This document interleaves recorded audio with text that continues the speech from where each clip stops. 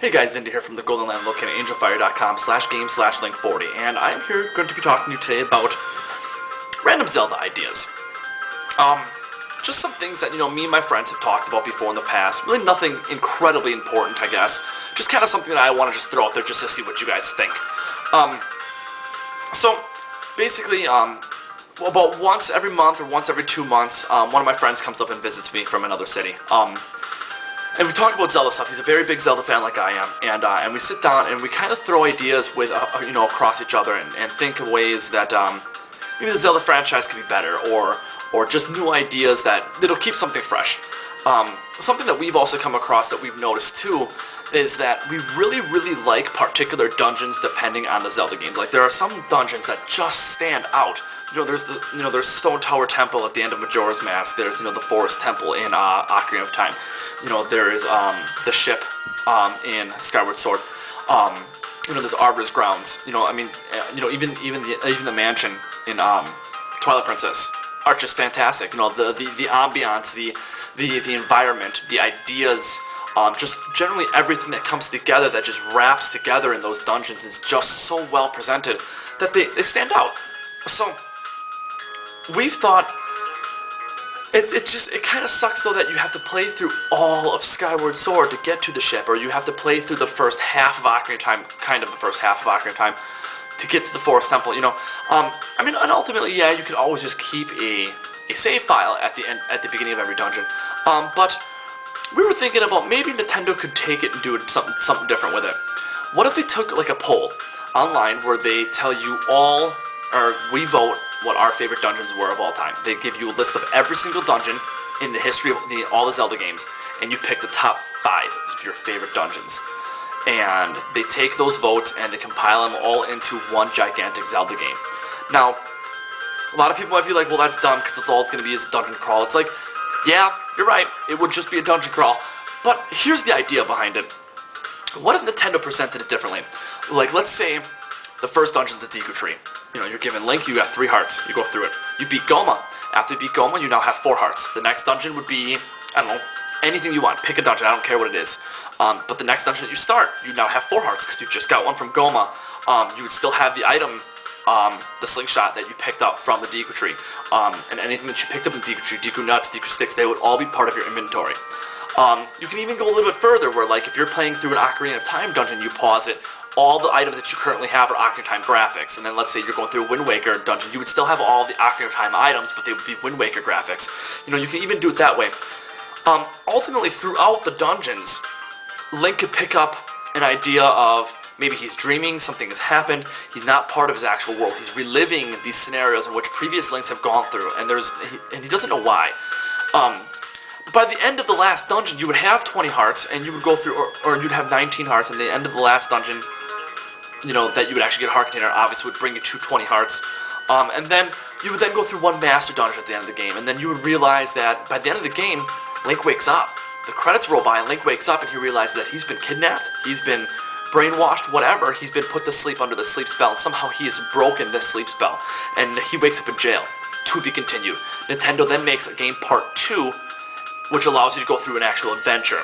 Now here's the reasoning behind it.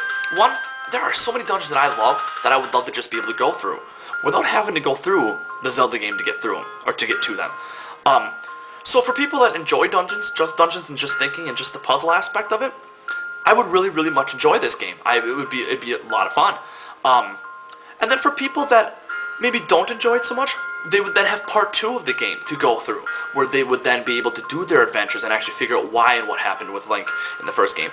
And granted, there's been kind of sequels to Zelda games. There's Majora's Mask to Ocarina of Time, there's Phantom Hourglass to Wind Waker, but Nintendo has really never given a Zelda game part 2. They could call it The Legend of Zelda, Link's Dream or something, part 1 and 2. I don't know, that's a lame name. They'd think of something way cooler than that, but just something on the lines of that, and that's just one of the ideas that we've thrown around.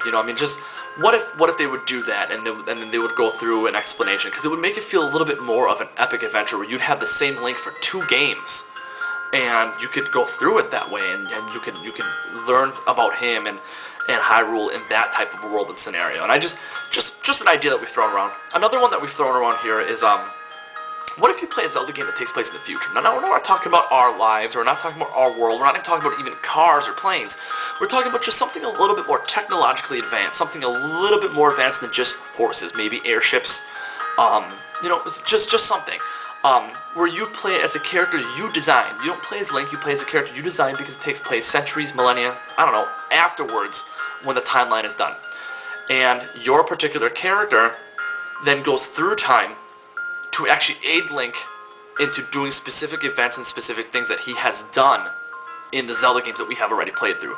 Like an example could be, he goes back in time to tell the Deku Tree that he needs to get a hold of Link in order to start the quest in Ocarina of Time, and you are the reason why that Link starts it.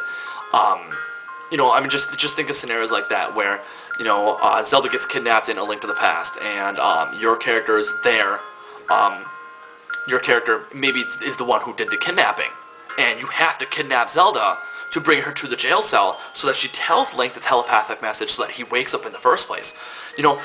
Just something small, just to kind of make you feel a little bit more involved that maybe you are the reason why these things are happening. And I just think that would be kind of a cool twist too, where it's like the whole reason why this is happening is because of you, and not really so much because of Ganondorf or because of Demise or whatever the case may be.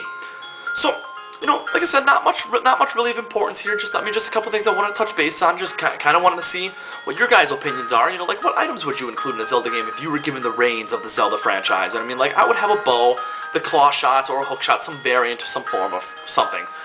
Bombs, boomerang, maybe a hammer, maybe a Deku Leaf. I was thinking about maybe have one ultimate dungeon.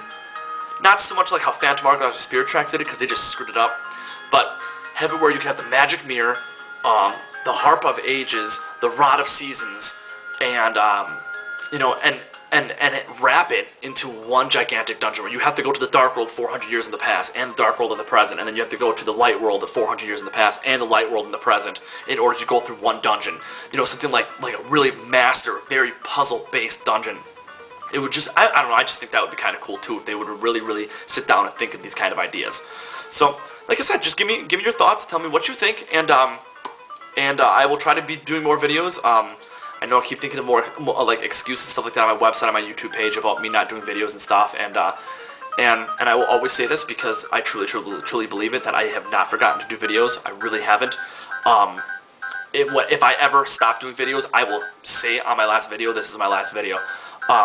But I'm doing what I can. There's a lot of stuff going on in my life right now. There really honestly is. I have a brand new job. I'm the store manager of a restaurant. So I'm working 50 hours a week. It's very difficult for me to get to what I am doing all the time when it comes to my Zelda website or YouTube and things like that. So thank you for those that have stuck around and have been patient and waiting for new videos from me. They are coming. They may not be nearly as often as they were, but they will be coming. So with that, E3 is coming up. I can't wait. Next month, if I cannot be live on my website making updates, I will definitely be updating my website after I can get all the information together. I'm hoping I can be live on it because it'll be great to be able to update my website as Nintendo announces stuff. But it's coming up next month, and I'm very, very excited. So until next time, I'll talk to you guys later. Bye.